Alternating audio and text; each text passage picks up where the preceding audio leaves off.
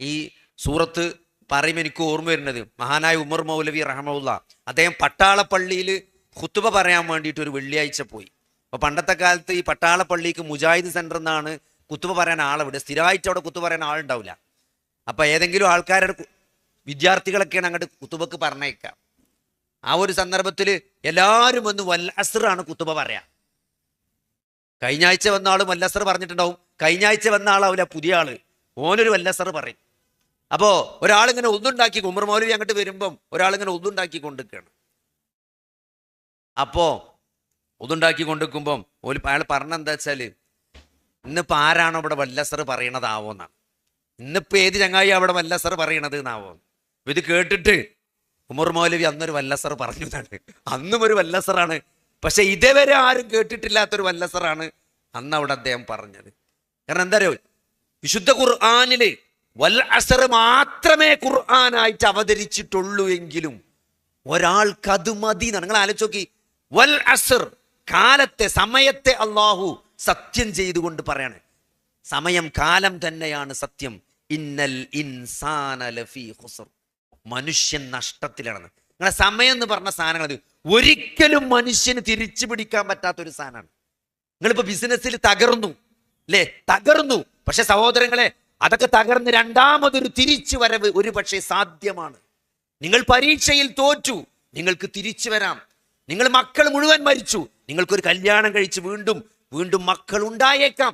നിങ്ങൾ നിങ്ങൾ മുറിച്ചിട്ട ട്യൂബ് രണ്ടാമത് പുനഃസ്ഥാപിച്ചുകൊണ്ട് നിങ്ങൾക്ക് വീണ്ടും ഗർഭിണിയാകാൻ സംവിധാനമുണ്ട്, അവസരമുണ്ട്. പക്ഷെ ഒരു സെക്കൻഡ് ജീവിതത്തിൽ നിന്ന് നഷ്ടപ്പെട്ടാൽ അതൊരിക്കലും തിരിച്ചു പിടിക്കാൻ സാധ്യമല്ല എന്നുള്ളതാണ്.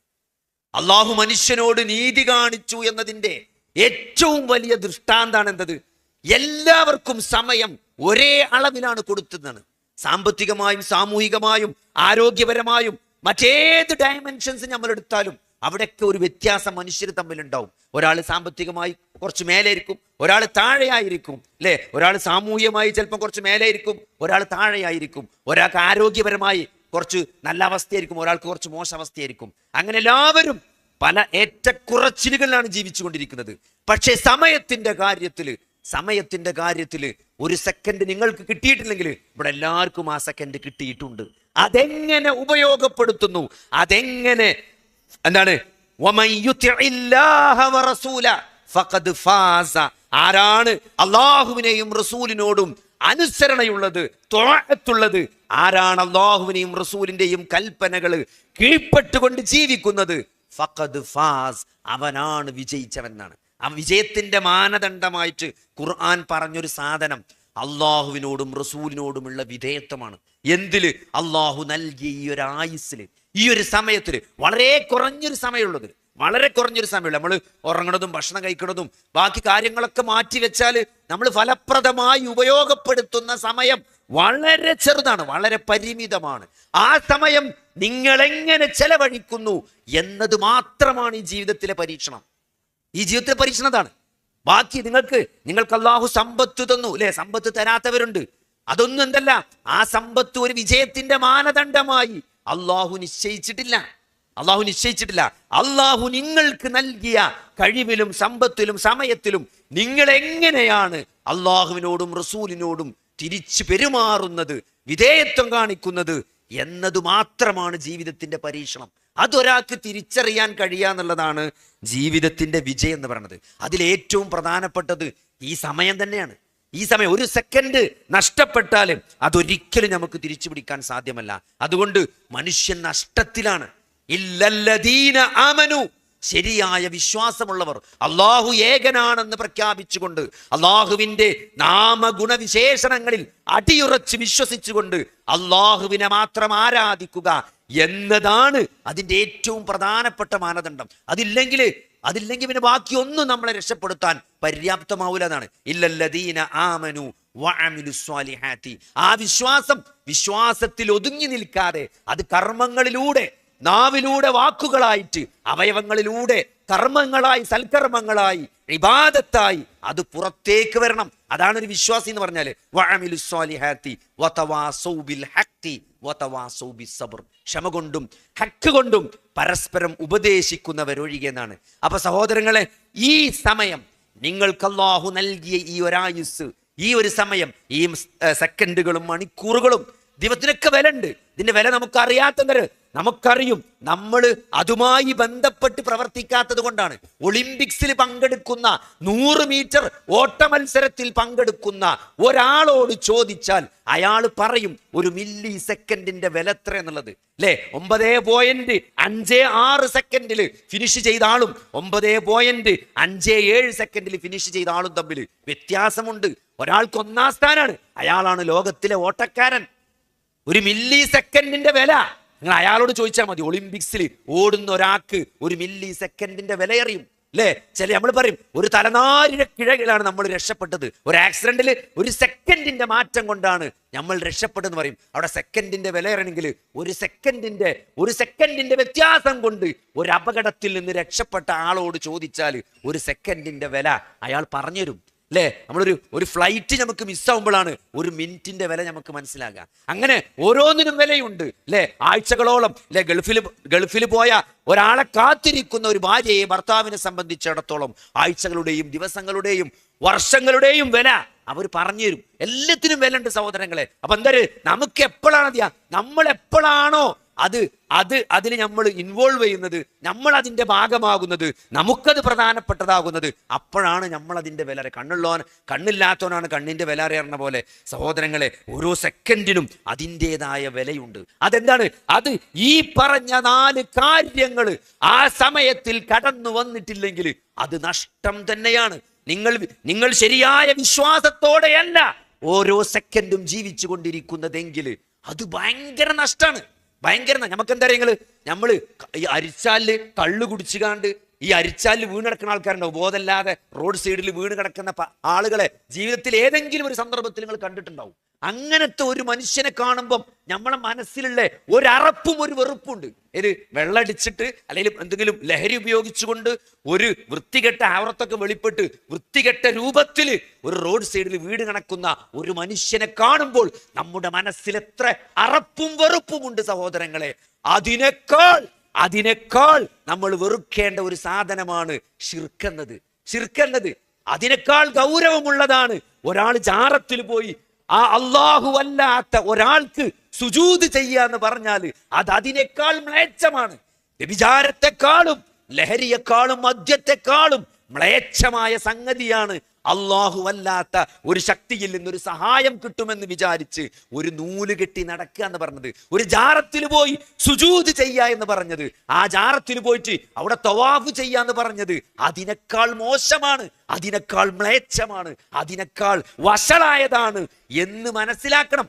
ഈ വിശ്വാസത്തിന് അത്രയും പ്രസക്തിയുണ്ട്, അത്രയും പ്രാധാന്യമുണ്ട്. അപ്പൊ അതിലെന്താണ്, ഒരു സെക്കൻഡ് പോലും തൗഹീദിൽ നിന്ന് വ്യതിചലിച്ചു പോകുക എന്നത് ഒരു വിശ്വാസിക്ക് പാടുള്ളതല്ല.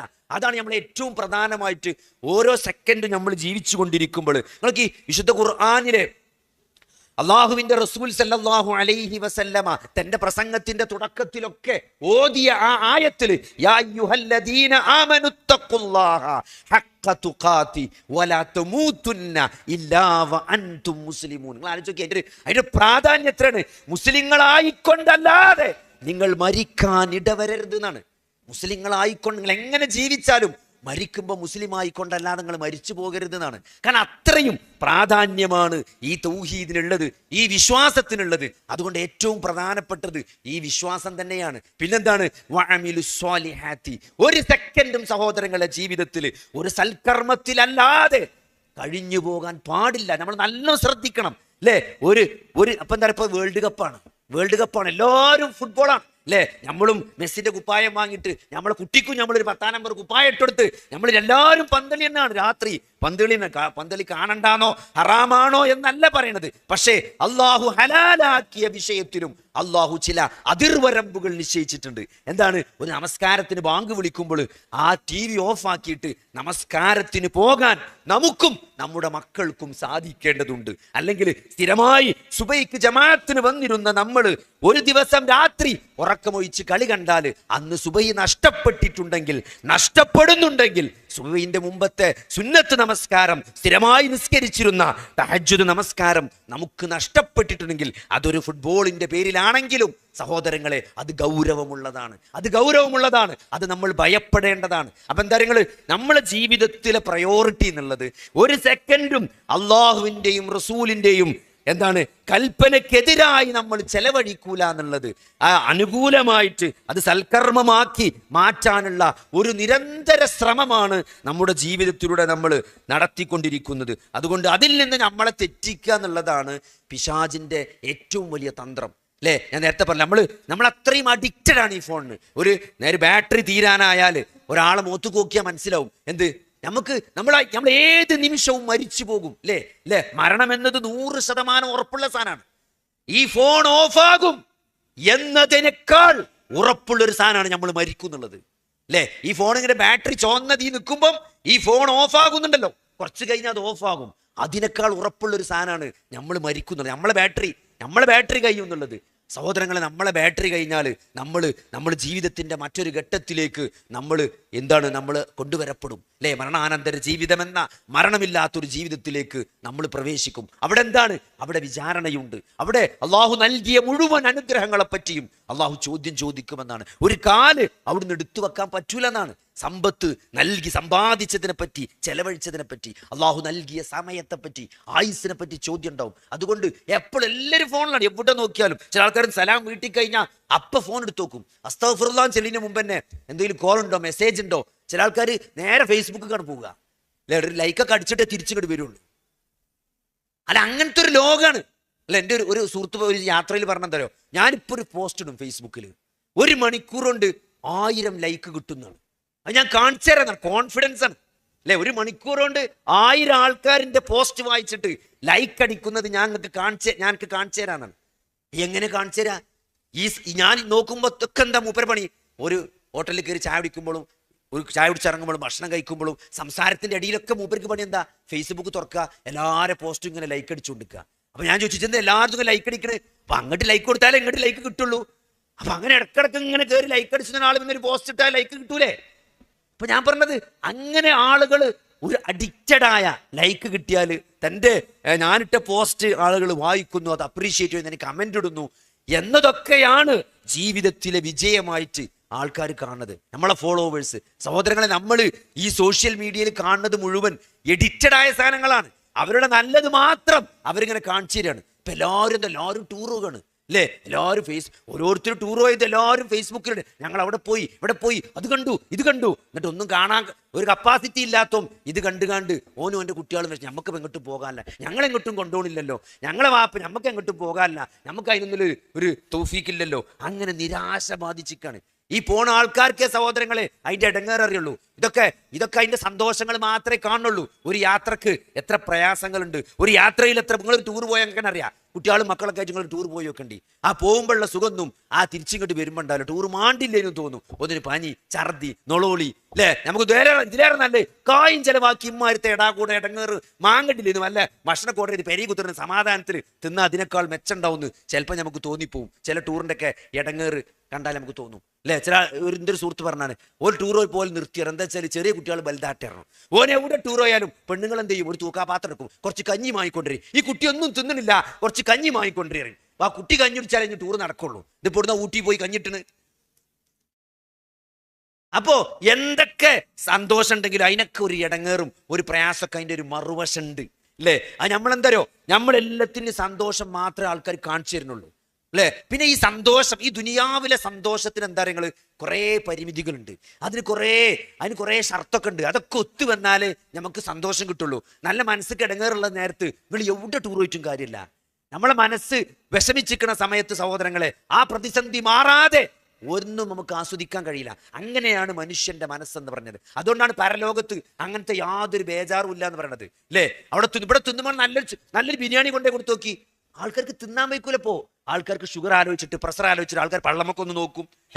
കഴിഞ്ഞ ആഴ്ച ചെയ്ത് ഷുഗറിന്റെ റിസൾട്ട്, കൊളസ്ട്രോളിന്റെ റിസൾട്ട്, 3 സ്റ്റെന്റ് ഇട്ടിക്കുന്ന ആൾക്കാർ, 2 സ്റ്റെന്റ് ഇട്ടിക്കുന്ന ആൾക്കാർ, ക്രിയാറ്റിൻ 1.6 നിൽക്കുന്ന ആൾക്കാർ, അങ്ങനെ ആകെ ഇടങ്ങേറിലാണ് ആൾക്കാർ. എന്നാ പരലോകത്ത് എന്താണ്?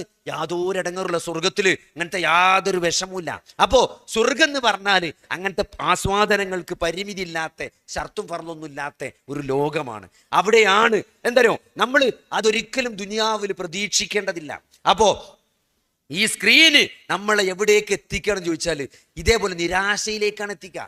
നിരാശയിലേക്കാണ്. നമുക്കൊന്നും നമ്മൾ ഉള്ളതിൽ തൃപ്തിപ്പെടാത്ത ഒരവസ്ഥയിലേക്കാണ് ഇതിങ്ങനെ കണ്ടുകൊണ്ടിരുന്നാൽ, ഇതിന്റെ പിന്നാലെ പോയി മറ്റുള്ളവരുടെ ജീവിതമാണ് നമ്മൾ കാണുന്നത്. നമ്മുടെ ജീവിതത്തിലേക്ക് നമ്മുടെ അനുഗ്രഹങ്ങൾ, അള്ളാഹു നമുക്ക് നൽകിയ അനുഗ്രഹങ്ങളെ നമ്മൾ നിസാരമായി കാണുന്ന ഒരവസ്ഥയിലേക്കാണ് ഇത് നമ്മളെ കൊണ്ടെത്തിക്കുന്നത്. അല്ലേ? നമുക്ക് എന്തൊക്കെ നമ്മുടെ ഉള്ളതൊരാളും നമുക്കുള്ളതിനെ പറ്റി ആലോചിക്കില്ല. നമുക്ക് ഈ വയസ്സ്, ഞാൻ ഇപ്പൊ കഴിഞ്ഞ ദിവസം ഒരു സ്ഥലത്ത് പോയപ്പം അവിടെ മൈക്ക് ഓപ്പറേറ്റ് ചെയ്യുന്ന ഒരാളുണ്ട്. നല്ല പ്രായം, ഒരു 75 വയസ്സിന്റെ മുകളിൽ എന്തായാലും അയാൾക്ക് പ്രായം ഉണ്ടാവും.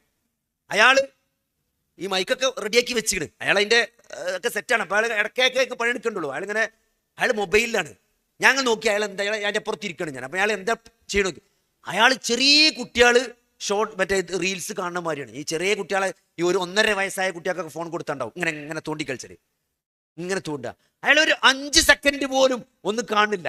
ഒരു സാധനം തുടങ്ങുമ്പോൾ അങ്ങനെ ഒരു 2 മണിക്കൂറൊക്കെ ഇരുത്തിരുന്നിട്ട് ഇങ്ങനെ തോണ്ടാണ്.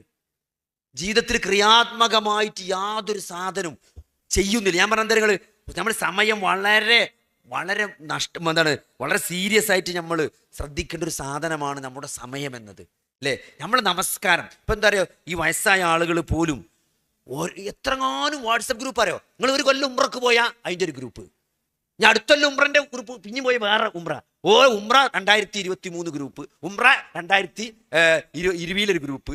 എന്നിട്ട് എല്ലാ ഗ്രൂപ്പും തുറന്നു നോക്കി അതിലൊക്കെ ഇങ്ങനെ ഓരോരുത്തർ പറഞ്ഞതിന് മറുപടി കൊടുത്ത്, ഇവിടെ തഫ്സീറൊക്കെ തുറന്നു വെച്ചിട്ടുണ്ടാവും, തഫ്സീർ അങ്ങനെ കിടക്കുന്നുണ്ടാവും, അതൊന്നും പിന്നെ നോക്കൂല. കുറെ കഴിഞ്ഞാൽ അത് മടക്കി വെച്ച് കണ്ട് ആണ് പോകും. അപ്പൊ നമ്മൾ ഭയപ്പെടേണ്ട ഒരു സാധനമാണ്. നമുക്ക് യാതൊരു ഉപകാരവുമില്ലാത്ത നിങ്ങൾക്ക് ഏറ്റവും കൂടുതൽ ആളുകൾ നരകത്തിൽ മുഖം കുത്തി വീണത് എങ്ങനെയാണ്? അവരുടെ നാവ് സമ്പാദിച്ചത് കൊണ്ടാണെന്നാണ്. അല്ലേ? കൈകൾ സംസാരിക്കുന്നു.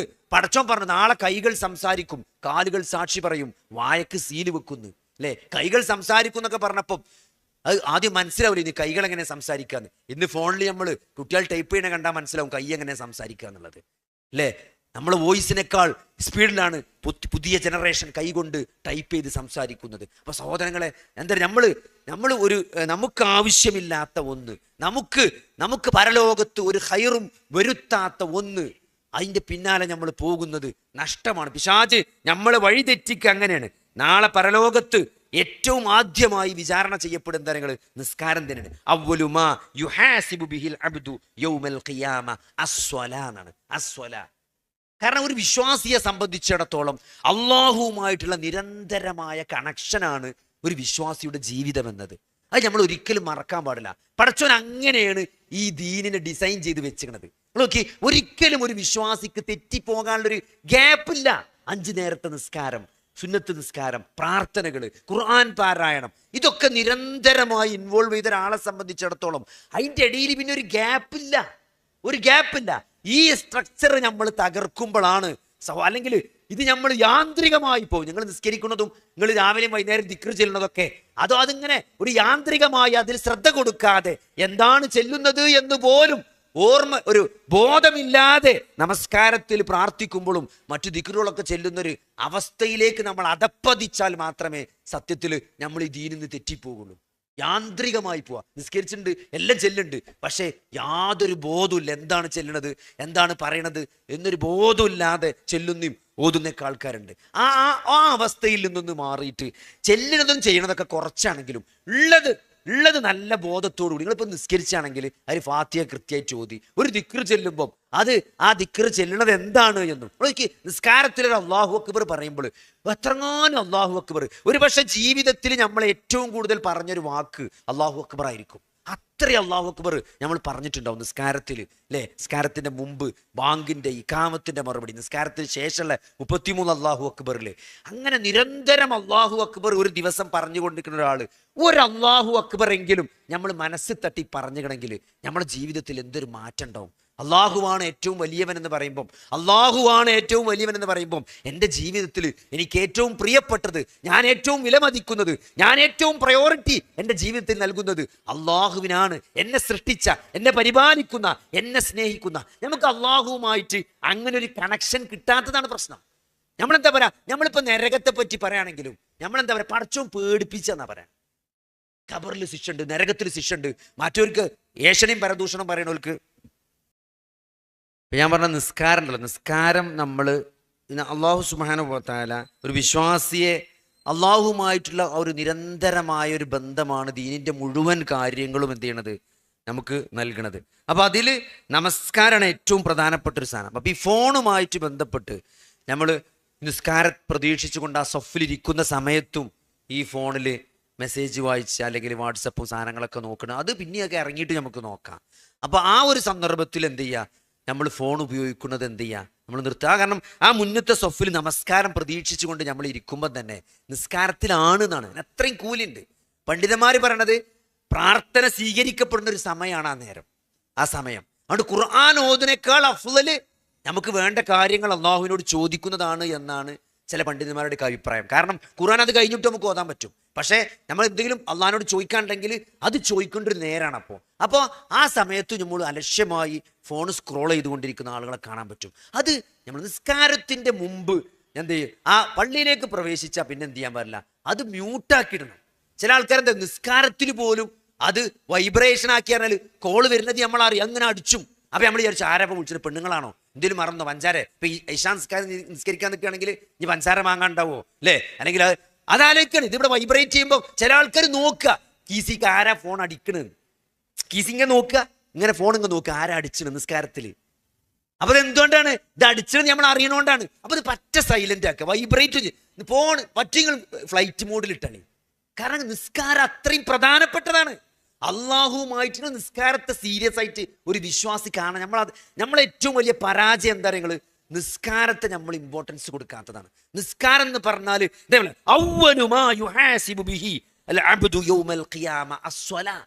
പരലോകത്ത് ആദ്യം വിചാരണ ചെയ്യ നിസ്കാരാണ്. ഒരാളിപ്പോ കെലിമൺ ചെല്ലില്ല പറഞ്ഞാലേ ഓന്റെ മേലെ ഈ ഇഷാ നിസ്കാരം വാങ്ങിക്കൊടുത്തു. ഇഷാ നിസ്കാരം നിർബന്ധാണ്. ഓ നിസ്കരിക്കാൻ അറിയില്ലെങ്കിലും പഠിച്ചിട്ടില്ലെങ്കിലും ഓൻ എങ്ങനെങ്കിലും നിസ്കരിച്ചേ പറ്റൂ. സുബൈന്റെ മുമ്പ് ഓൻ നിസ്കരിച്ചണം. ഫാത്തി അറിയില്ലെങ്കിൽ ഓൻ കൈയ്യട്ടി അല്ലാ അല്ലാ എന്ന് പറഞ്ഞ് നിസ്കരിച്ചണം.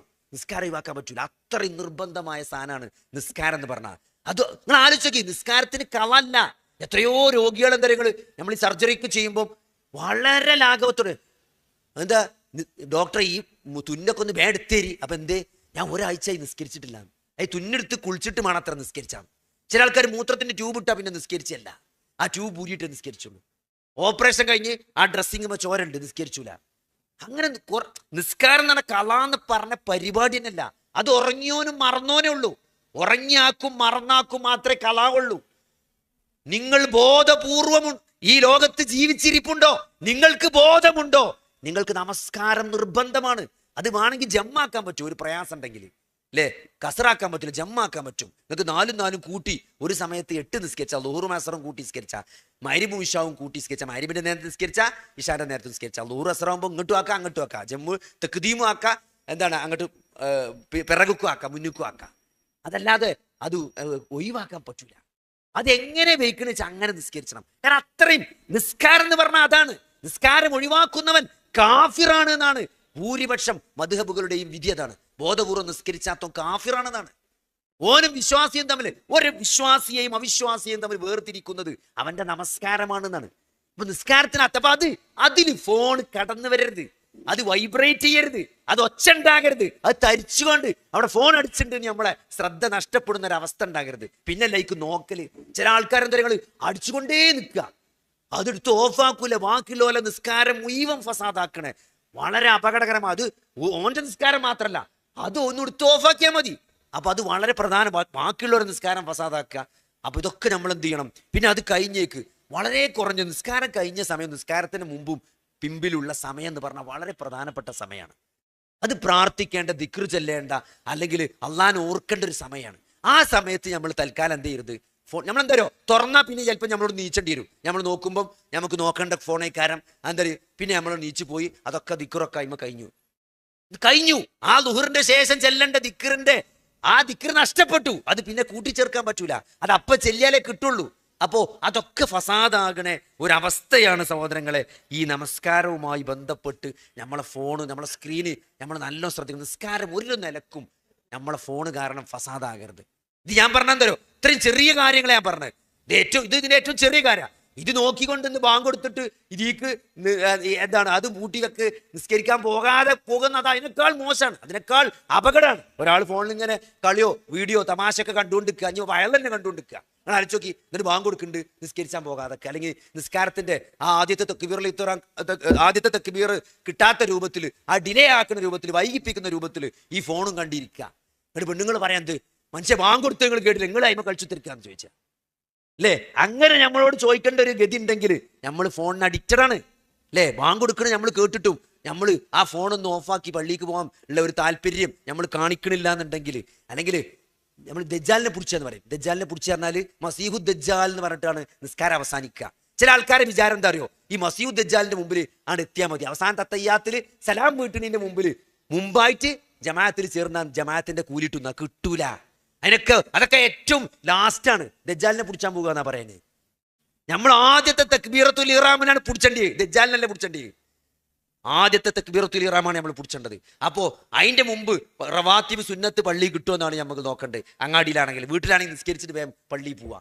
എന്നിട്ട് സഹോദരങ്ങൾ ഇത്രയും നിസ്കാരത്തിന്റെ കാര്യം, കാരണം അതിൽ ഓതുന്ന ഓരോ ആയത്തിന്റെ കൂലി എത്രയാണ്. അള്ളാന്റെ റസൂല് പറയാണ്, അള്ളാന്റെ റസൂല് പറഞ്ഞു കൊടുക്കണത്, നിങ്ങൾ പള്ളി കഴിഞ്ഞ് തിരിച്ച് നിങ്ങളെ വീട്ടിലേക്ക് സഹാബത്തിനോട് പറയാണ്, പള്ളി കഴിഞ്ഞ് നിങ്ങൾ തിരിച്ച് വീട്ടിലേക്ക് ചെല്ലുമ്പം നിങ്ങളെ വീട്ടിൻ്റെ അമ്മരത്ത് ചുവന്ന 3 ഒട്ടകങ്ങൾ കാണാൻ നിങ്ങൾ ഇഷ്ടപ്പെടുന്നുണ്ടോ എന്നാണ്. അതായത് അന്നത്തെ കാലത്ത് അറബിയാക്ക് ഏറ്റവും വില കൂടിയ സാധനമാണ് ചുവന്ന ഒട്ടകം എന്ന് പറഞ്ഞാൽ.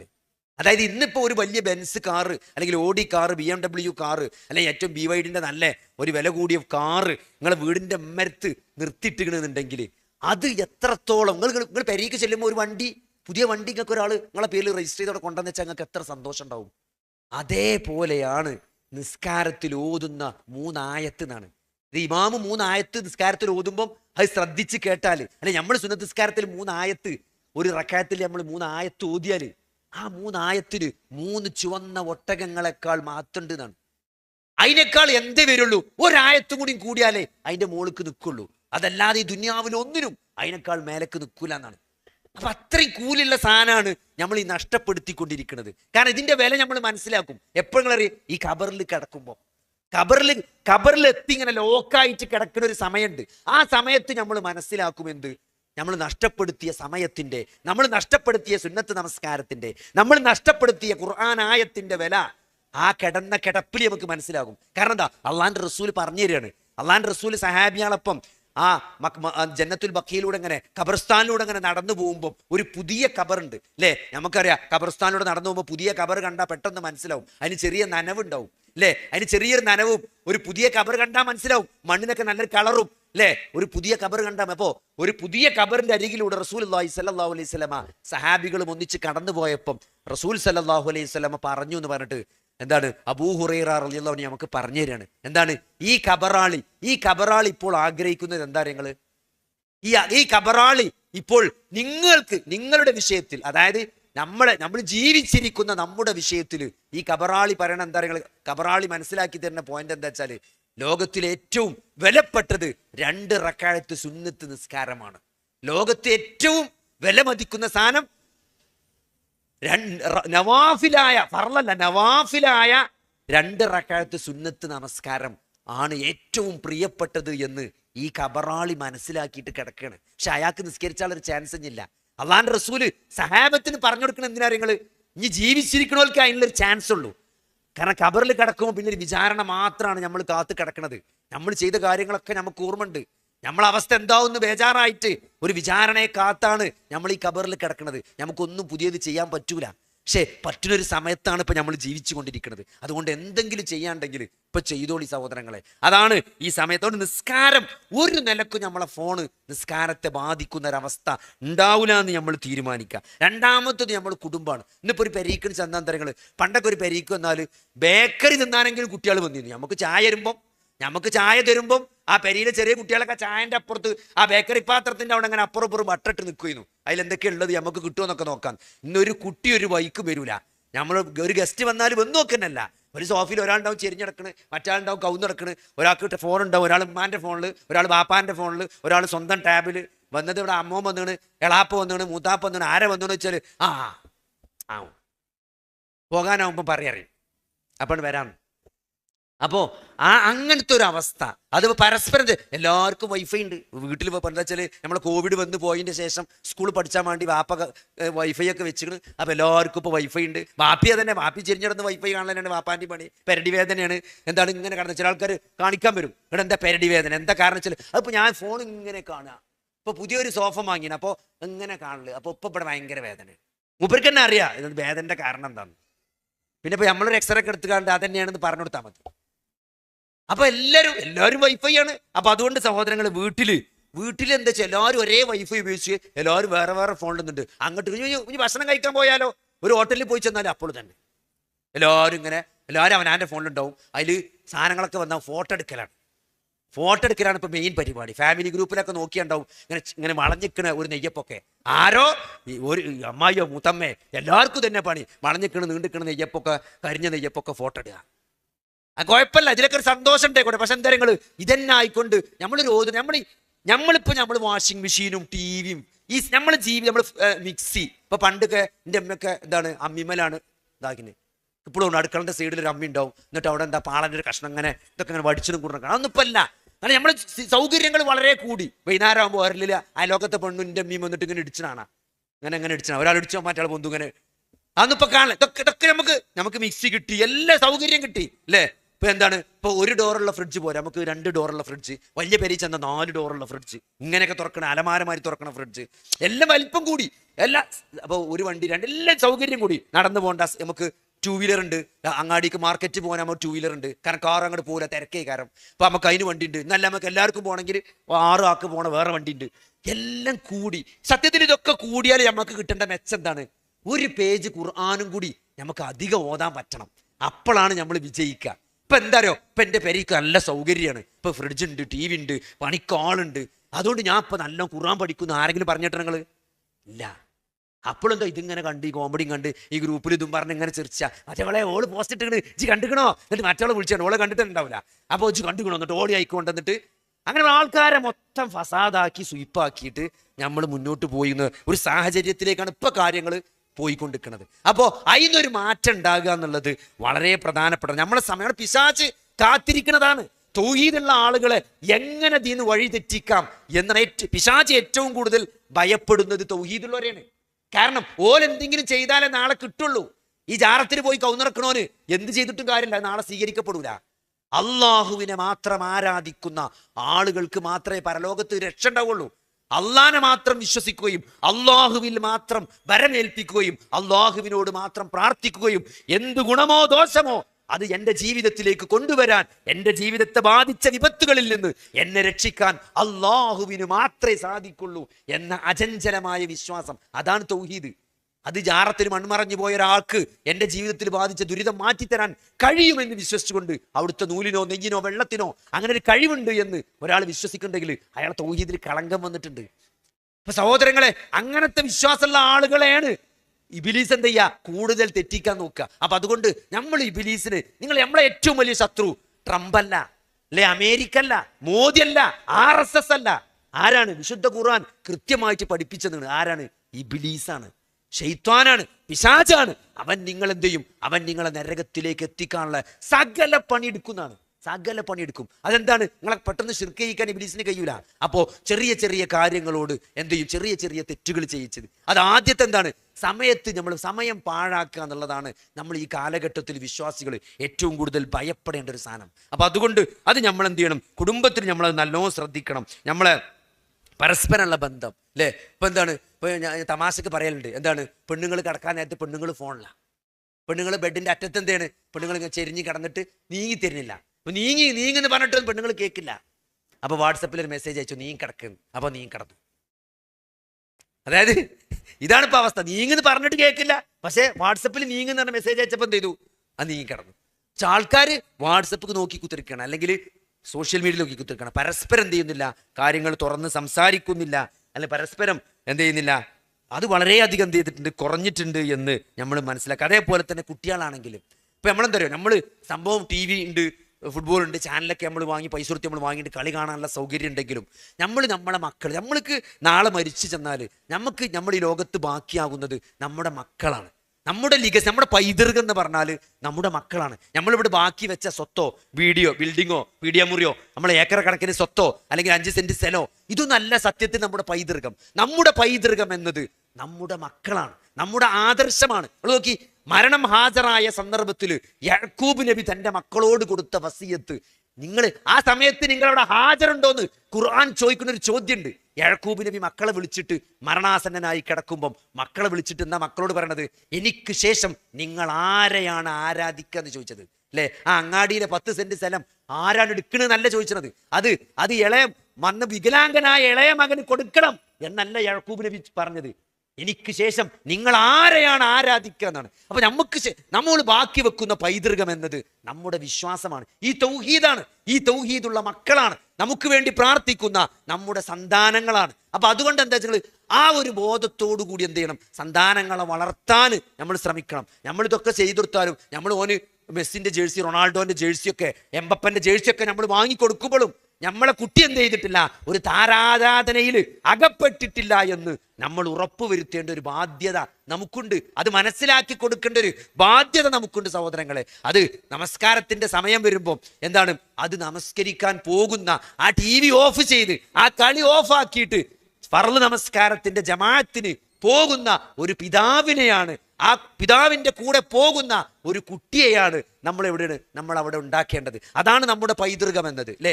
നമ്മൾ അൽഖഫ് ഓതണം എന്ന് കുട്ടികളോട് ഒരു 100 വട്ടം പറയണതിന് പകരം നിങ്ങൾ വെള്ളിയാഴ്ച രാവിലെ കുട്ടികൾ സ്കൂൾ പോണ സന്ദർഭത്തിൽ അല്ലെ മദ്രസക്ക് പോണതിന്റെ മുമ്പ് അവിടെ അവര് കേൾക്കുന്ന വിധത്തിൽ അവരൊക്കെ ആ പരിയുള്ളവരൊക്കെ കേൾക്കണം. നമ്മൾ കുറച്ച് ഉറക്കനെ അൽഖഫ് ഇരുന്ന് ഒരു അരമണിക്കൂർ ഇരുന്നിട്ട് അൽഖഫ് നമ്മൾ ഓതുമ്പം ആ ഓതുന്നത് സഹോദരങ്ങളെ 100 വട്ടം നിങ്ങൾ അൽഖഫ് ഓതണം എന്ന് പറയുന്നതിനേക്കാൾ ശക്തിയുണ്ട് നിങ്ങൾ അവിടെ ഇരുന്ന് ഉറക്കനെ ആ അൽഖഫ് ഓതുമ്പം. അതാണ് നമ്മുടെ മക്കൾക്ക് നൽകേണ്ട പൈതൃകം, അതാണ് പാരമ്പര്യം, അതാണ്. അപ്പൊ എന്റെ വാപ്പ എന്നും രാവിലെ വെള്ളിയാഴ്ച അൽഖഫ് ഓതുമായിരുന്നു എന്ന് ഓർക്കാനും തൻ്റെ മക്കളോട് പറയാനും മക്കൾക്ക് പഠിപ്പിക്കാനും മക്കൾക്ക് ആ ഒരു പൈതൃകം നൽകാനും ഒരു ലെഗസി നമ്മൾ മരിക്കുമ്പോൾ ബാക്കി വെക്കണമെങ്കിൽ എന്താ നമ്മൾ ആ നേരം ഫോണുമ്പോൾ തോണ്ടിയിരിക്കാതെ ആ ഒരു അരമണിക്കൂർ വെള്ളിയാഴ്ച രാവിലെ അത് എൻ്റെ അഭിപ്രായം പള്ളി തോന്നണേക്കാൾ നിങ്ങൾ പെരിയിൽ വന്ന് വീട്ടുകാർ കേൾക്കത്തക്ക തോന്നണം. കാരണം എന്താ പറയുക, അത് വലിയൊരു മെസ്സേജാണ് നമ്മളെ കുടുംബത്തിന് നമ്മളെ മക്കൾക്ക് നമ്മൾ നൽകുന്നത്. കാരണം അങ്ങനത്തെ കാര്യങ്ങളൊക്കെ നഷ്ടപ്പെട്ടു കൊണ്ടിരിക്കുകയാണ് അല്ലേ. ആ ഒരു സ്ഥിരമായിട്ട് അൽക്ക് വീട്ടിൽ ഓതുക എന്നുള്ളതൊക്കെ അതൊക്കെ പണ്ടൊക്കെ എന്ന് വെച്ചാൽ നമ്മളെ ചെറുപ്പത്തിലൊക്കെ ഒരു ഏസാമരിമിൻ്റെ അടി ഖുർആൻ ഓതുക അല്ലേ. ഖുർആൻ ഓതുക എന്നൊരു പരിപാടി ഉണ്ടായിരുന്നു. അത് ഓതിയിട്ടേ പിന്നെ അന്ന് എന്ത് ചെയ്യുള്ളൂ, അന്ന് തുടങ്ങാൻ പറ്റുള്ളൂ, ഏത് കാര്യം തുടങ്ങാൻ പറ്റുള്ളൂ. പഠിച്ചത് ഓതുക എന്നാ പറയാം. ആദ്യം പഠിച്ചത് ഓതുക എന്ന് പറയണമെങ്കിൽ അതിൽ ഫസ്റ്റ് ഖുർആനാണ് അല്ലേ. ഖുർആൻ ഓതാത്തവർക്ക് പെരയിൽ ചോറിട്ടൂല, ഭക്ഷണം കിട്ടൂല. ഇന്ന് ഖുർആൻ നിന്ന് ആളുകൾ അകന്നു പോവുകയാണ്. എല്ലാവരും ഖുർആന്റെ ആൾക്കാരാണ്, ഖുർആൻ ഹാഫിളീങ്ങളാണ്, ഖുർആൻ ഹിഫ്ള് നടത്തുന്ന സ്ഥാപനമുണ്ട്. പക്ഷെ ജീവിതത്തിലേക്ക് വരുമ്പോൾ എന്താ അത് ഖുർആൻ ഇല്ലാതെ പോവുകയാണ്. ഖുർആൻ എന്ന് പറഞ്ഞാൽ ഓതാനുള്ളൊരു സാധനമല്ല, ഖുർആൻ ജീവിക്കാനുള്ള സാധനമാണ്. അതാണ് സഹാബത്തും നമ്മളും തമ്മിൽ വ്യത്യാസം. അവർ ഖുർആനെ കൊണ്ട് ജീവിക്കായിരുന്നു, നമ്മളത് ഓതി തൊണ്ടയിലേക്ക് താഴേക്ക് ഇറങ്ങാത്തൊരവസ്ഥ. നന്നായി ഓത്, നല്ല ചൊറുക്കുണ്ടാവും, ഒക്കെ ഉഷാറാണ്. അതിൻ്റെ മഹ്റജും അതിൻ്റെ അർത്ഥം അതിൻ്റെ പ്രയോഗം നമ്മൾ പറഞ്ഞു. പക്ഷേ അത് ജീവിതത്തിലേക്ക് വരുമ്പം അത് ഹൃദയത്തെ സ്വാധീനിക്കാത്ത ഒരവസ്ഥയാണ് നമ്മുടെ ഖുർആൻ ഓത്തിന്. അപ്പം അത് സഹോദരങ്ങൾ, ഇതൊക്കെ എന്താണ് നമ്മളെ മക്കളെ ആ ഒരു പൈതൃകത്തിൽ എത്തിക്കാൻ നമുക്ക് സാധിക്കേണ്ടതുണ്ട് അല്ലേ. ഈ ഏത് ടീമിന് നമുക്ക് അത്ഭുതമാണ്, ഇന്നത്തെ കുട്ടികളെ കാണുമ്പോൾ നമുക്ക് അത്ഭുതമാണ്. ഏത് ടീമിൻ്റെ ആൾക്കാരെ കുട്ടികൾ പറഞ്ഞു തരും. നമുക്കറിയാത്ത ഇപ്പൊ ഇംഗ്ലണ്ടിന്റെ കളിക്കാർ ആരൊക്കെ ചോദിച്ചു നോക്കി, എല്ലാവരുടെ പേരും പറഞ്ഞു. നമുക്ക് തന്നെ തൊള്ളി കൊള്ളാത്ത നമുക്കൊന്നും വായിച്ചാൽ കിട്ടാത്ത പേര് കുട്ടികൾ മണി മണി മണി ആയിട്ട് പറഞ്ഞുതരും. ഏത് ക്ലബിലാണ് ഓൻ കളിച്ചത്, ഓന് ഏത് രാജ്യക്കാരനാണ്, ഓൻ എത്ര ഗോൾ അടിച്ചിക്കണ്, ഓൻ്റെ ഫേവറേറ്റ് എല്ലാ കാര്യവും, ഓൻ്റെ കാർ ഏതാണ് ഒക്കെ കുട്ടികൾ പറഞ്ഞുതരും. നിങ്ങൾ സ്വർഗം കൊണ്ട് സന്തോഷ വാർത്ത അറിയിച്ച 10 സഹാബികളെ പേര് വെച്ച് നോക്കി. അപ്പം അറിയാം അതെന്താ പറയുക, അത് നമ്മളെ പോരായ്മയാണ്. അത് നമ്മൾ കൊടുക്കാനുള്ള എല്ലാ സംവിധാനം നമ്മൾ ഉണ്ടാക്കിയതാണ്. ഇതൊന്നും നമ്മൾ പഠിപ്പിച്ചിട്ടില്ലെങ്കിലും ഇതിനൊക്കെ നമ്മൾ വളം വെച്ച് കൊടുത്തുക്കണ്, നമ്മൾ സൗകര്യം ചെയ്ത് കൊടുത്തുക്കണ്. നമ്മൾ TV, നമ്മൾ കണക്ഷൻ കൊടുത്തു, നമ്മൾ നെറ്റ് കൊടുത്തു, നമ്മളെ ഫോൺ കൊടുത്തു. നമ്മളെ ഫോണിലൂടെയാണോ ഇതൊക്കെ പഠിച്ചത്? നമ്മളെ ഫോണിലൂടെയാണ് നമ്മളെ മോൻ ഇതൊക്കെ പഠിച്ചതെങ്കിൽ സഹോദരങ്ങളെ, നമ്മൾ അതിൻ്റെ കൂടെ വേറെ കുറെ സാധനങ്ങളും ചില ബോധ്യങ്ങളും ആ കുട്ടിക്ക് നൽകണമായിരുന്നു. അത് നൽകുന്നുണ്ടോ എന്ന് നമ്മൾ പരിശോധിക്കേണ്ടതുണ്ട്. അതേപോലെ തന്നെ സഹോദരങ്ങളെ, നമ്മുടെ ജീവിതത്തിൽ നമ്മൾ നമ്മുടെ വരുമാനം, നമ്മുടെ സമ്പത്ത്, ഇതൊക്കെ എന്താ പറയുക, നമുക്ക് ഏറ്റവും പ്രിയപ്പെട്ട സാധനങ്ങൾ അല്ലേ? അത് ചില ആൾക്കാർക്ക് സമ്പത്തായിരിക്കും, ചില ആൾക്കാർക്ക്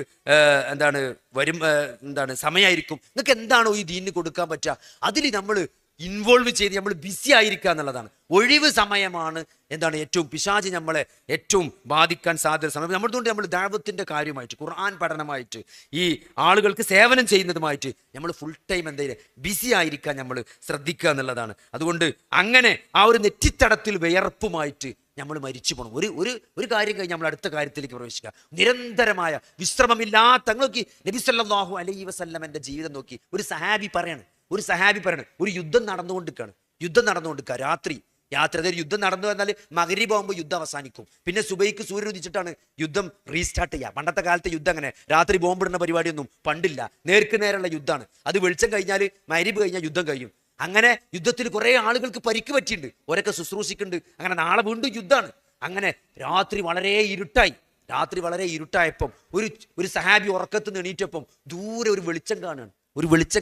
അപ്പൊ ആ സഹാബി ആ വെളിച്ചത്തിലേക്ക് നടന്നു പോകണം. ഇനി എന്താ വല്ല ശത്രുക്കളറ്റ് വന്ന് എന്തെങ്കിലും ചെയ്യാണെന്ന് പേടിച്ചിട്ട് ആ വെളിച്ചം കണ്ടോടത്ത് ഇങ്ങനെ ഒറ്റക്ക് നടന്നു പോകുമ്പം ആ വെളിച്ചത്തിന്റെ അടുത്തെത്തിയപ്പം അവിടെ കാണുന്ന കാഴ്ച എന്താ പറയുക, ഒരു പരിക്ക് തലേന്നത്തെ യുദ്ധത്തിൽ ശക്തമായി മുറിവേറ്റിരുന്ന ഒരു സഹാബി രാത്രി മരണപ്പെട്ടിട്ടുണ്ട്. അപ്പൊ ആ സഹാബിയെ മറവ് ചെയ്യാണ്. ആരൊക്കെയാണ്? നബി സല്ലല്ലാഹു അലൈഹി വസല്ലമയും ഉമർ റളിയല്ലാഹു അൻഹും അബൂബക്കർ റളിയല്ലാഹു അൻഹും കൂടി മറവ് ചെയ്യാണ്. കാരണം എന്താ? എല്ലാവരും കൂടി പിടിച്ച് മയ്യത്ത് സ്കരിപ്പിച്ചാൽ നാളെ യുദ്ധമുള്ളതാണ്. അതുകൊണ്ട് ആരും ബുദ്ധിമുട്ടിക്കണ്ട വിചാരിച്ചിട്ട് ഈ 3 ആളുകൾ, ഉമർ റളിയല്ലാഹു അൻഹും അബൂബക്കർ സിദ്ദീഖ് റളിയല്ലാഹു അൻഹും നബിയും കൂടി എന്ത് ചെയ്യാണ്? അയാളെ ശുശ്രൂഷകളൊക്കെ ചെയ്ത് അയാളെ കഫൻ ചെയ്ത് മയ്യത്ത് സ്കരിച്ച് അയാളെ മറവ് ചെയ്യാണ്.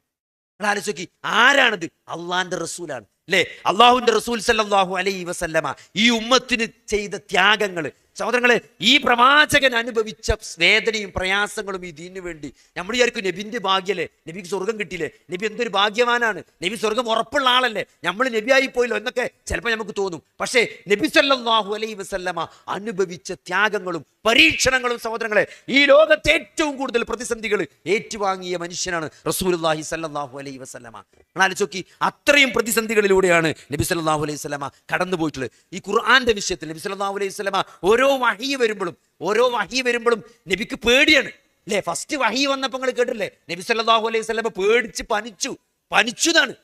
ഖദീജ ബീവി പുതച്ചെടുത്തു, പനിച്ചു.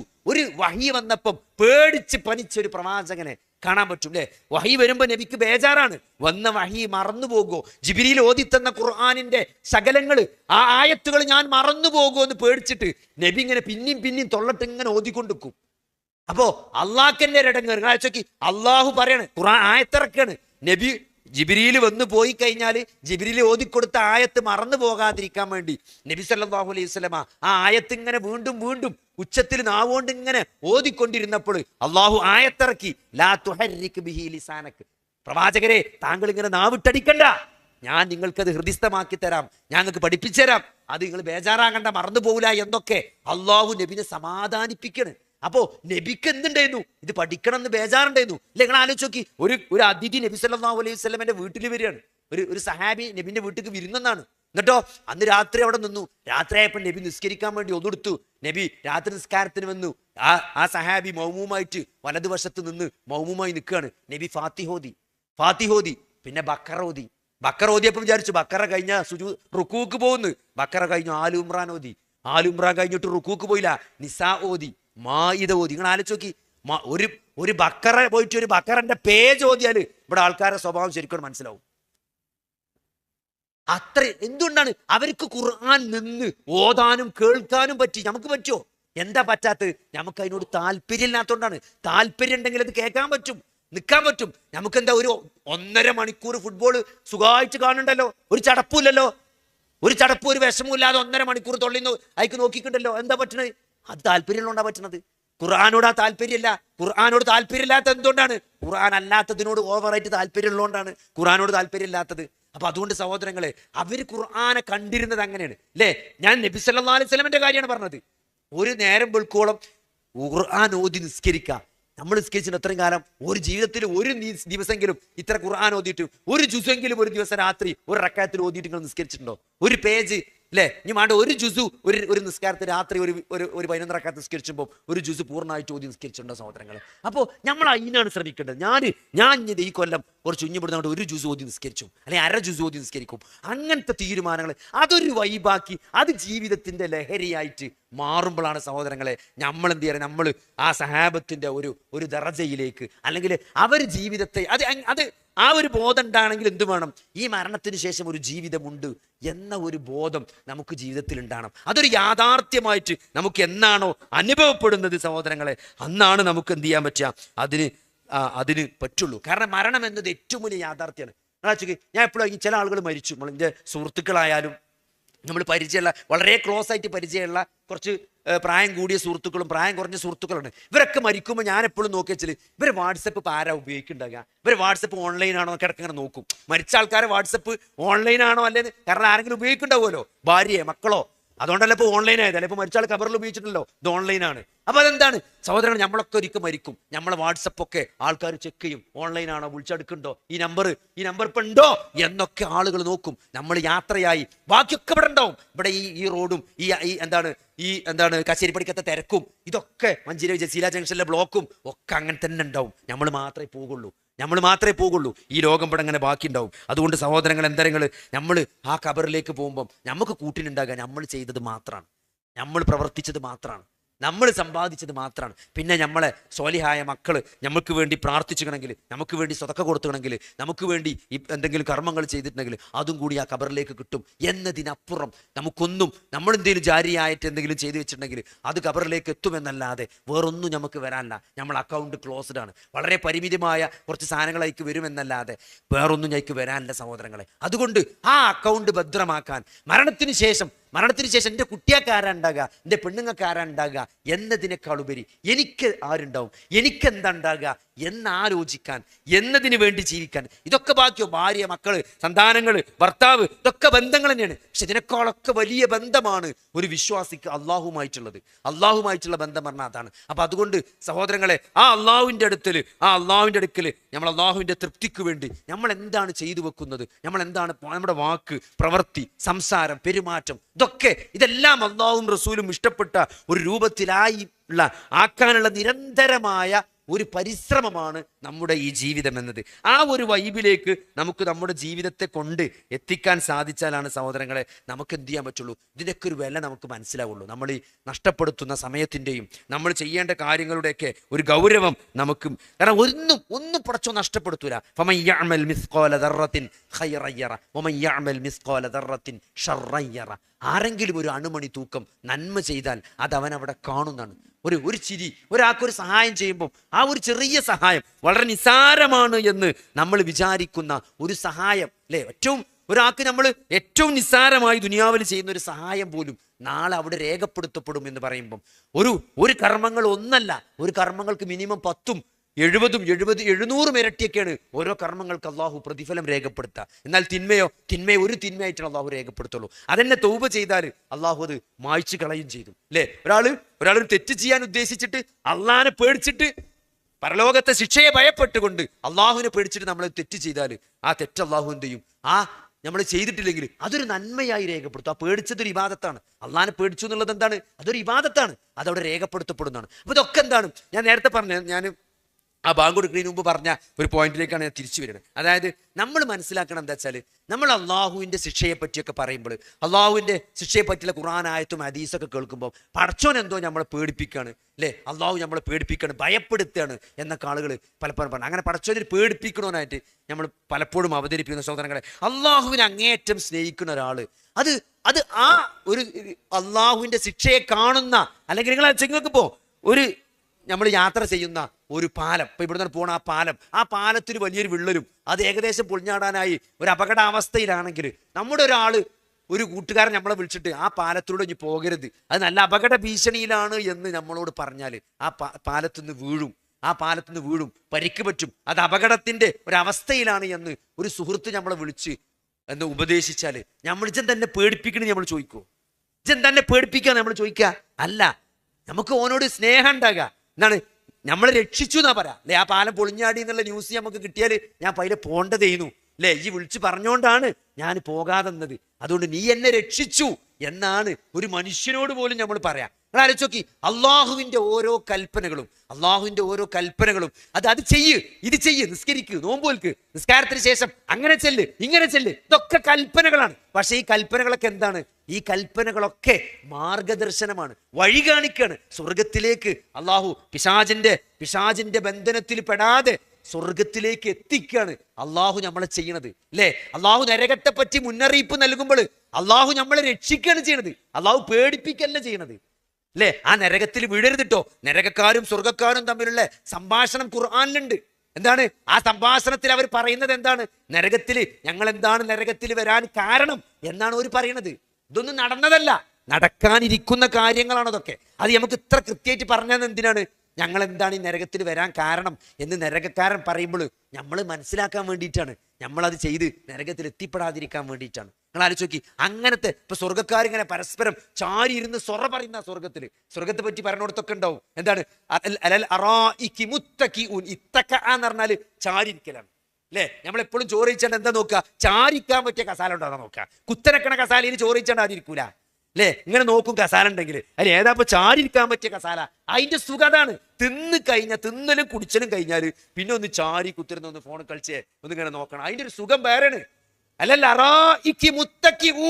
അവരിങ്ങനെ ചാരി ഇരിക്കുന്നതാണ്. എന്നിട്ട് ഒരു സൊറ പറയുന്നതാണ്, അതിന് വേറൊരു സുഖമാണ്. നിങ്ങൾ കട്ടൻ ചായ ഒക്കെ കുടിച്ചാണ് എപ്പോഴും ഇങ്ങനെ ആൾക്കാർ ചായ കുടിച്ചാറ്. ഈ ചായ കുടിച്ചാനല്ല, ആ ബഡായി പറയാനാണ്. ആ ചായ കുടിച്ചുമ്പോൾ ആ ചായന്റെ ടേസ്റ്റ് അല്ല, നമ്മൾ ആരോടാണ് സംസാരിക്കുന്നത്. ആ ചായ കുടിച്ചാൽ നമുക്കുള്ള കമ്പനി ആരാ? നമ്മൾ ഒരേ വൈബുള്ള ആൾക്കാരാണോ? ആ ചായക്ക് വല്ലാത്ത ടേസ്റ്റ് ആയിക്കാരം. അതൊരു കാടിയുള്ളതാണെങ്കിലും അതിനൊരു ടേസ്റ്റ് ഉണ്ടാവും. കാരണം എന്താ നിങ്ങൾ, അത് ആ ബഡായിന്റെ ടേസ്റ്റ് ആണ്.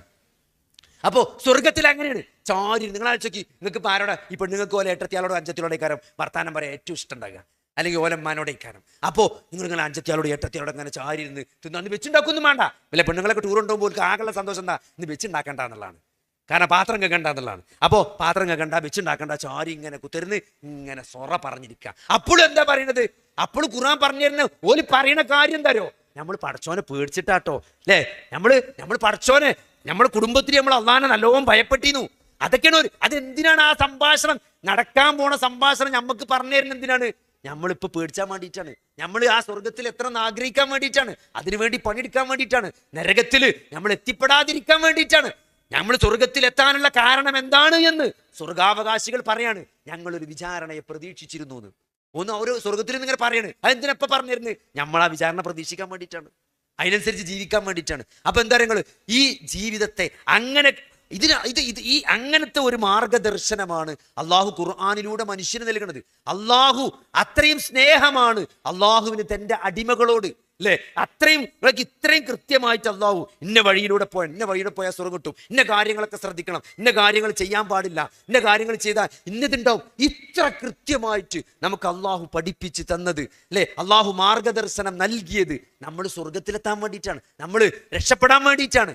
നമ്മൾ ഒരു നന്മക്ക് 1000 പ്രതിഫലമാണ്, ഒരു തിന്മക്ക് ഒരു കുറ്റം ഉണ്ടാവുള്ളൂ, അല്ലേ? അതെന്നെ തൗബ ചെയ്താൽ അള്ളാഹു അത് മായ്ച്ചു കളയും ചെയ്യും, അല്ലേ? അപ്പൊ ഇത്രയും അള്ളാഹു അടിമകളോട് കാരുണ്യം കാണിച്ചത് എന്തിനാണ്? നമ്മൾ ഈ സ്വർഗത്തിലേക്ക് എത്താൻ വേണ്ടിയിട്ടാണ്.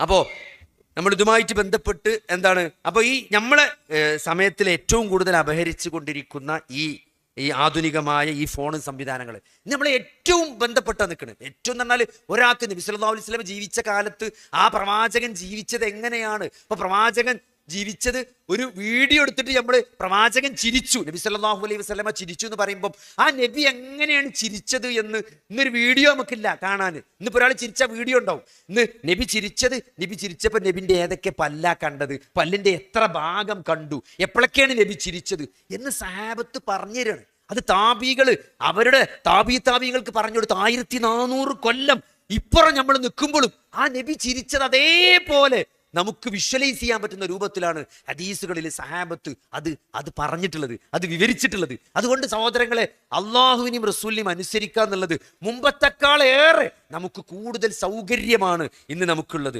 അതുകൊണ്ട് നമ്മൾ ഇതിൽ നിന്ന്, ഈ ഫോണിന്റെ പിടിയിൽ നിന്ന്, ഈ സ്ക്രീനിന്റെ പിടിയിൽ നിന്ന് രക്ഷപ്പെടാനുള്ള ചെറിയ കുറച്ച് കാര്യങ്ങൾ കൂടി പറഞ്ഞ് ഇത് അവസാനിപ്പിക്കുകയാണ്. ഒന്നാമത്, ഖുർആനുമായിട്ടുള്ള ബന്ധമാണ് ഏറ്റവും പ്രധാനപ്പെട്ടത്.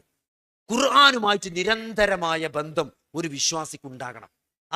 അതെന്താണ്? അത് ഖുർആൻ ഓതല് മാത്രല്ല, ഖുർആൻ പഠിക്കല് മാത്രല്ല, ഖുർആൻ അർത്ഥം അറിയൽ മാത്രല്ല, അത് ജീവിതത്തിൽ പ്രാവർത്തികമാക്കല്.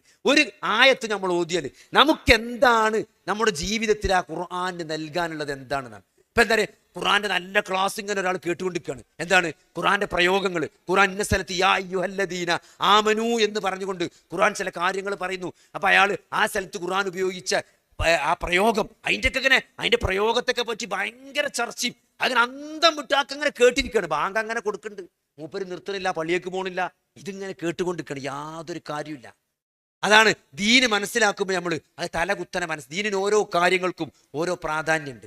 ഇതൊക്കെ ഈ ഖുർആനിലെ അത്ഭുതങ്ങൾ മുഴുവൻ അള്ളാഹു മനുഷ്യനോട്, ഈ ലോകത്തിലെ മുഴുവൻ അത്ഭുതങ്ങളും നിരത്തി വെച്ചുകൊണ്ട് അള്ളാഹുവിലേക്ക് അള്ളാഹു ക്ഷണിക്കുമ്പോൾ അള്ളാഹു ഓർമ്മപ്പെടുത്തുന്ന ഒരു കാര്യമുണ്ട്. എന്താണ്? ഇന്ന ഫീ ഖൽഖിസ് സമാവാതി വൽ അർളി വഖ്തിലാഫിൽ ലൈലി വന്നഹാരി ലആയാതിൻ ലിഉലിൽ അൽബാബ്. വിശുദ്ധ ഖുർആനിലെ സൂറത്തു ആലു ഇമ്രാനിന്റെ അവസാനത്തെ 10 ആയത്തുകൾ നബി സല്ലല്ലാഹു അലൈഹി വസല്ലമ ഫജ്റിന്റെ മുമ്പ് എണീക്കുമ്പോൾ അത് ചെല്ലും. അത് രാവിലെ എണീക്കുമ്പോൾ ആദ്യം ഫജ്റിലെ 10 ഈ ആലു ഇമ്രാന്റെ അവസാനത്തെ 10 ആയത്താണ് നബി സല്ലല്ലാഹു അലൈഹി വസല്ലം ഓതിയിരുന്നതാണ്. ഈ 10 ആയത്തിൽ ആദ്യത്തെ ആയത്താണ് ഇന്ന ഫീ ഖൽഖിസ് സമാവാതി. എന്താണ് ആ ആയത്തിൽ പറയുന്നത്?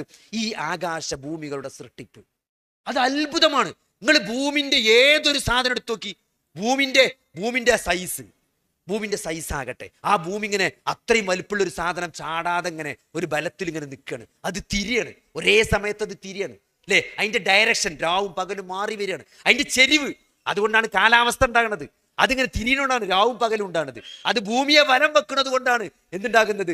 ഈ കുറെ മാറ്റങ്ങളൊക്കെ ഉണ്ടാകുന്നത്. അപ്പോൾ അത് കൃത്യമായിട്ട് സൂര്യനിൽ നിന്ന് കൃത്യമായ ഒരു അകലത്തിൽ നിൽക്കുന്നതുകൊണ്ടാണ് നമുക്ക് ചൂടും തണുപ്പില്ലാതെ ഒരു നല്ല കാലാവസ്ഥ. ഒന്ന് അങ്ങോട്ടായാൽ ഭയങ്കരമായ ചൂടാവും, ഒത്തിരി ഇങ്ങോട്ടായാൽ അത് ഭയങ്കരമായി തണുത്തുറച്ചു പോകും. ഇതൊക്കെ നമ്മൾ പറയാണ്. ഞാൻ അതിൻ്റെ ഒരു സാധനം, ഭൂമിയിലെ മണ്ണ്, ഒരു മൺതരി അല്ലേ, ഒരു മൺതരി, അതിൻ്റെ മോളിക്കുലാർ ലെവലിലേക്ക് പോയാൽ അതിൻ്റെ ആറ്റങ്ങൾ, മണൽ, അതിൻ്റെ കാർബൺ, ഇതിൻ്റെ ആറ്റങ്ങൾ, അതിൻ്റെ സബാറ്റോമുകൾ, അതിൻ്റെ ന്യൂക്ലിയസിൽ നടക്കുന്ന കാര്യങ്ങൾ, ഈ ലോകത്തെ ജന്തു ജീവജാലങ്ങൾ, അതിൻ്റെ വൈവിധ്യങ്ങൾ, അതിൻ്റെ ഓരോ ശരീരത്തിലെ ഓരോ അവയവങ്ങൾ, ആ അവയവത്തിൻ്റെ ഉള്ളിലേക്ക് പോയാൽ അതിൻ്റെ മൈക്രോസ്കോപ്പിലൂടെ കാണുന്ന കാര്യങ്ങൾ, ഇതെല്ലാം ഏത് സാധനം, ഇന്ന ഫീ ഖൽഖിസ് സമാവാതി വൽ അർളി, ആകാശഭൂമികളുടെ സൃഷ്ടിപ്പും അതിലെ ജന്തു ജീവജാലങ്ങളും സകല സംവിധാനങ്ങളും തലനാരിഴക്ക് പരിശോധിച്ചാൽ കൂടുതൽ അത്ഭുതങ്ങളിലേക്കാണ് മനുഷ്യൻ എത്തിപ്പെടുക. എന്നിട്ടോ അതൊക്കെ റബ്ബനാ മാ ഖലഖ്ത ഹാദാ ബാതില, ഇതൊന്നും വെറുതെയല്ല എൻ്റെ റബ്ബേ ഞങ്ങളുടെ റബ്ബേ, ഇതൊന്നും വെറുതെയല്ല എന്ന് ഒരാൾ പറഞ്ഞു പോകുന്നതാണ്. എന്നിട്ട് എന്താ നിങ്ങൾ ഇതൊക്കെ നമ്മൾ പറഞ്ഞതൊക്കെ ഒരു സംഭവമാണെന്ന് പറഞ്ഞ് നമ്മൾ കടന്നുറങ്ങി സുബൈ നഷ്ടപ്പെടുത്തിയാൽ അത് നഷ്ടമാണ്. നമ്മൾ ഇതുകൊണ്ട് നമുക്കുണ്ടാകേണ്ട തിരിച്ചറിവ് എന്താണ്? റബ്ബനാ മാ ഖലഖ്ത ഹാദാ ബാതില എന്ന് പറഞ്ഞിട്ട് അള്ളാഹ് പഠിപ്പിച്ചത് എന്താണ്? ഫഖിനാ അദാബന്നാർ.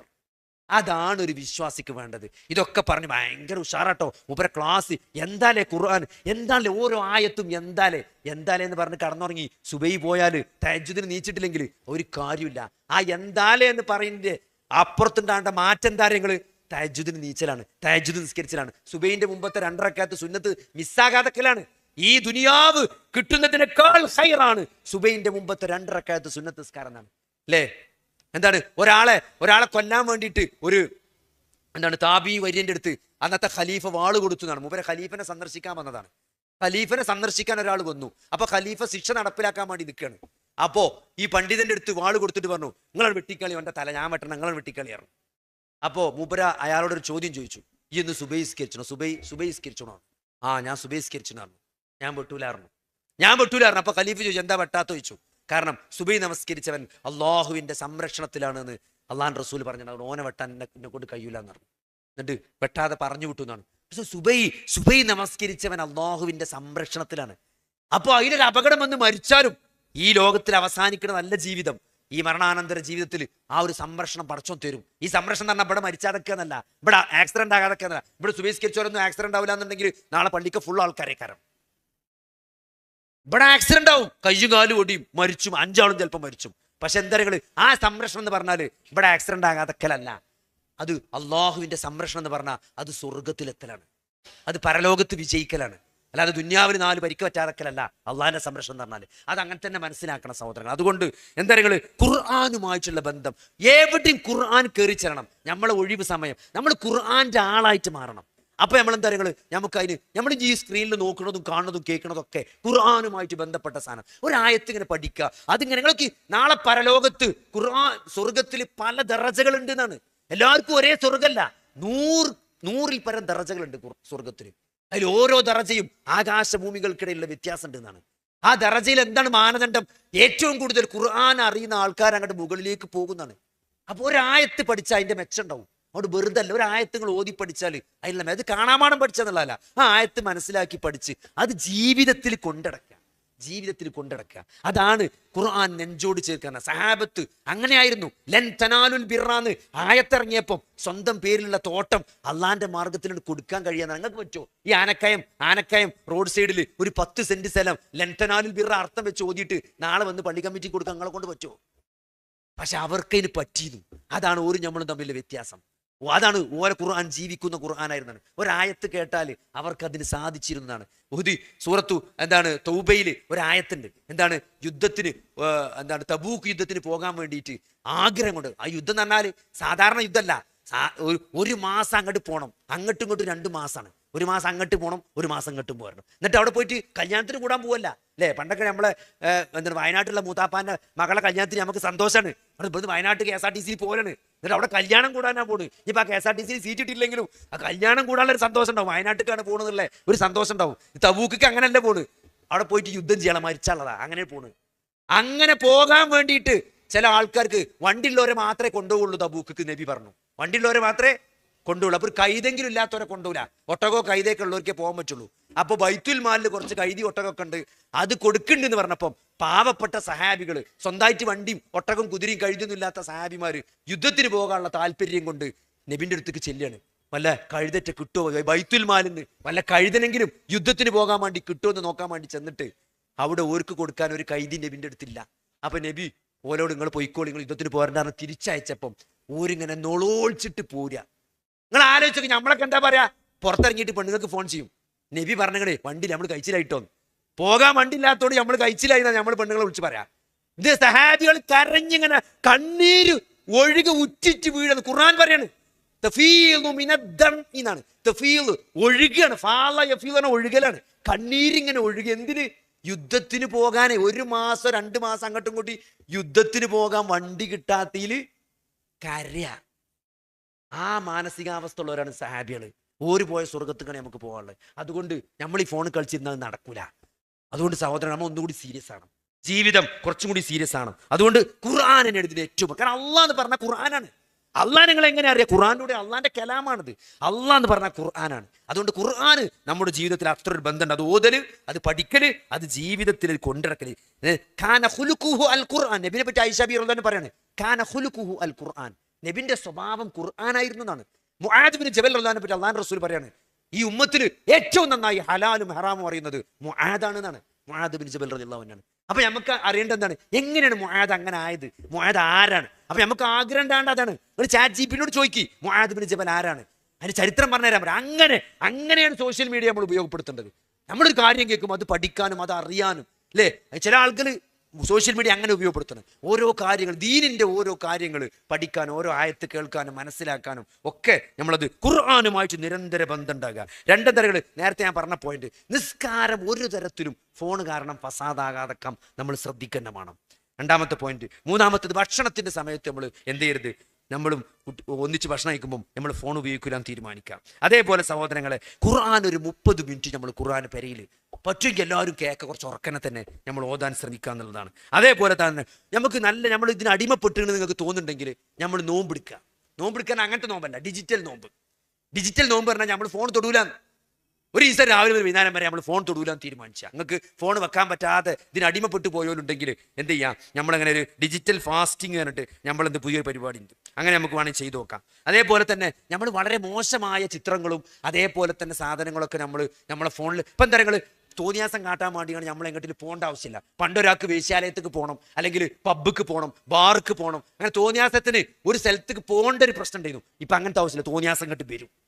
തോന്നിയാസം കുടിക്കും, റൂമുക്കും, പോക്കറ്റുക്കും, ബാത്റൂമുക്കും ഒക്കെ തോന്നിയാസം ഇങ്ങോട്ട് വരുന്നൊരവസ്ഥയാണ് ഇപ്പോൾ ഉള്ളത്. അപ്പം അതുകൊണ്ട് അതിൽ നമുക്ക് പ്രയാസം ഉണ്ടെങ്കിൽ അങ്ങനത്തെ നിങ്ങൾ ആ ഫോൺ തന്നെ ഒഴിവാക്കി കളി. നിങ്ങൾ പയ്യ നോക്കിയൻ്റെ കുത്തണ ഫോണില്ലേ, നിൽക്കണേ അത് വാങ്ങിയിട്ടാളി തൽക്കാലം. കാരണം എന്നാലും നഷ്ടമല്ല, കാരണം സ്വർഗം ഉണ്ടാവും അവിടെ. മറ്റെന്താ പറയുക, ദുന്യാവും പോവും, ആഖിറ നമുക്ക് നഷ്ടപ്പെടുന്ന ഒരു അവസ്ഥ ഉണ്ടാവും. അപ്പം അതുകൊണ്ട് എന്ത് ചെയ്യുക, ഇതൊക്കെ നമ്മൾ എന്ത് ചെയ്യുക. പിന്നെ നല്ല കാര്യങ്ങൾക്ക് വേണ്ടി നമ്മൾ ഒഴിവ് സമയം നമ്മൾ ഏറ്റവും പരീക്ഷിക്കപ്പെടുന്ന ഒരു ഇതാണ്. അതുകൊണ്ട് ഒഴിവ് സമയം പരമാവധി ഇല്ലാതാക്കാൻ നമുക്ക് ദഅവത്ത് തന്നെ ഇവിടെ ചെയ്തിട്ട് തീരുന്നില്ല. നമ്മളെ പരിപാടിയും അതിൻ്റെ ക്യാമ്പും നമ്മൾ ആൾക്കാരെ വിളിക്കലും ഇതിൻ്റെ പോസ്റ്റർ ആക്കലും അതേപോലെ തന്നെ ഈ പ്രബോധനവുമായി ബന്ധപ്പെട്ട് ഒട്ടനവധി അവസരങ്ങളുണ്ട്. ഖുർആൻ പഠിക്കാനും ഹദീസ് പഠിക്കാനും അതേപോലെ ഇത് പ്രബോധനം ചെയ്യാനും ഈ ദീന് മറ്റുള്ളവർക്ക് എത്തിക്കാനും ഒരുപാട് സംവിധാനങ്ങളും സാഹചര്യങ്ങളൊക്കെ ഒന്നുണ്ട്. അതിലൊക്കെ പരമാവധി ഉപയോഗപ്പെടുത്തി മാക്സിമം ബിസി ആകാൻ എന്ത് ചെയ്യുക, നമ്മൾ ശ്രദ്ധിക്കുക. കാരണം ഒഴിവ് സമയത്താണ് പിശാച് നമ്മൾ എന്ത് ചെയ്യുക, പിടികൂടുക. അപ്പം അതുകൊണ്ട് എന്ത് ചെയ്യുക സഹോദരങ്ങളെ, ഇത് എന്ത് ചെയ്യും, ഈ സ്ക്രീന് ഒരു ദിവസം ഓഫാകും. ഈ ഫോണ് ഒരു ദിവസം നമ്മളെ നമ്മുടെ വിരലടയാളം വരാത്ത, നമ്മുടെ മുഖം കാണാത്ത, നമ്മുടെ മുഖം കാണാത്ത ഒരു ദിവസം നമ്മുടെ ജീവിതത്തിൽ ഉണ്ടാവും, ഉറപ്പാണത്. നമ്മൾ മരിച്ചാൽ നമ്മളെ ഫേസ് കൊണ്ട് നമ്മൾ തുറക്കുക, നമ്മളെ വിരലടയാളം കൊണ്ട് നിങ്ങളെ ഫോൺ തുറക്കുമെങ്കിൽ നാളെ എന്ത് ചെയ്യും, ചിലപ്പോൾ അവസാനം മരിച്ച് നമ്മളെ കൈകൊണ്ട് നമ്മളെ മക്കൾ ചിലപ്പോൾ നമ്മളെ ഫോൺ തുറക്കും അല്ലേ. ആ തുറക്കുന്ന ഒരു ദിവസം വരും. കാരണം എന്താ വെച്ചാൽ കുട്ടികളൊക്കെ ആക്സിഡൻ്റ് ആയി, ബൈക്ക് ആക്സിഡൻ്റൊക്കെ ആൾക്കാർ മരിച്ചാൽ ഇത് ആരാ മരിച്ചതെന്ന് അറിയില്ലല്ലോ. അപ്പോൾ ഈ നമ്മൾ ഹോസ്പിറ്റലിൽ ഫോൺ തുറക്കും, മരിച്ച ആളിങ്ങനെ കിടക്കേക്കാരം, ഓനെ വിളിച്ചണ്ടേ, ആളറിയിക്കണ്ടേ. അപ്പം എന്താ ചെയ്യാൻ, ഓൻ്റെ പോക്കറ്റിൽ നിന്ന് ഫോൺ എടുത്തിട്ട് ഓൻ്റെ മുഖത്തേക്ക് ഇങ്ങനെ കാട്ടുമ്പോൾ ഓൻ്റെ ഫോൺ തുറക്കും, ഫേസ് കാണിച്ചു കൊടുത്താലും ഓൻ്റെ ഫോൺ തുറക്കും. എന്നിട്ട് വാപ്പ അമ്മ എന്ന് സെർച്ച് ചെയ്താൽ ഒരു വാപ്പാൻ്റെ ഇമ്മാൻ്റെ നമ്പർ വരും, അതിക്ക് വിളിച്ചോക്കലാണ് നമ്മൾ ചെയ്യുക. ആസ്പത്രിയിൽ ഒരാൾ മരിച്ചാൽ അങ്ങനെ കാട്ടുക, ഓൻ്റെ ഫോൺ എടുക്കും, ഓൻ്റെ മുഖത്ത് കാണിച്ചു കൊടുക്കും, ഫോൺ ഓപ്പൺ ആവും, വാപ്പ അമ്മ എന്ന് വിളിച്ചാൽ നമ്പർ വരും, ആ വാപ്പ അമ്മക്ക് വിളിക്കും. അപ്പോൾ നമ്മളെ ഫോണ് നമ്മളെ മുഖത്തുകാക്കി തുറക്കുന്ന ഒരു ദിവസം നമ്മുടെ ജീവിതത്തിൽ വരും. അല്ലെങ്കിൽ നമ്മുടെ ഫോണ് അതൊക്കെ റീസെറ്റ് എല്ലാം ഡിലീറ്റ് ചെയ്ത് പുതിയ ഫോണാക്കി മാറ്റിയിട്ട് നമ്മളെ മക്കളോ വേറെ ആരെങ്കിലും ഉപയോഗിക്കുന്ന ഒരു ദിവസം നമ്മുടെ ജീവിതത്തിൽ വരും സഹോദരങ്ങളെ. അന്ന് നമ്മൾ ഖബറിലായിരിക്കും, അന്ന് നമ്മൾ ലോക്കായിരിക്കും. നമ്മുടെ സ്ക്രീന് മാത്രമല്ല, നമ്മൾ തന്നെ ലോക്കായിരിക്കും. നമുക്കൊന്ന് പ്രത്യേകിച്ച് ഒന്നും ചെയ്യാൻ പറ്റൂല. അന്ന് നമുക്ക് എന്ത് മാത്രമേ ഉണ്ടാവുള്ളൂ, നമ്മൾ ചെയ്ത കർമ്മങ്ങൾ. ഈ നഷ്ടപ്പെടുത്തിയ സമയത്തെ ഓർത്ത് നമ്മൾ വിലപിക്കുന്ന, നഖം കടിക്കുന്ന, ദുഃഖിക്കുന്ന ഒരവസ്ഥ ഉണ്ടാകാതിരിക്കാനാണ് അള്ളാഹു സുബ്ഹാനഹു വ തആല ഈ പ്രവാചകന്മാരെ മുഴുവനും നിയോഗിച്ചത്, ഈ വേദഗ്രന്ഥങ്ങൾ അവതരിപ്പിച്ചത്. ഈ ഹദീസും ഇത്രയും 1400 വർഷമായിട്ട് അള്ളാഹിന്റെ റസൂൽ 23 വർഷം കൃത്യമായി ജീവിച്ച് സഹാബത്തിന് കാണിച്ചു കൊടുത്തത്, ഇത്ര കൃത്യമായിട്ട് നമ്മളെ മുമ്പിൽ ഇപ്പോഴും നിൽക്കുന്നത് നമ്മൾ ആ കുണ്ടിൽ പോയി ചാടാതെക്കാനാണ്.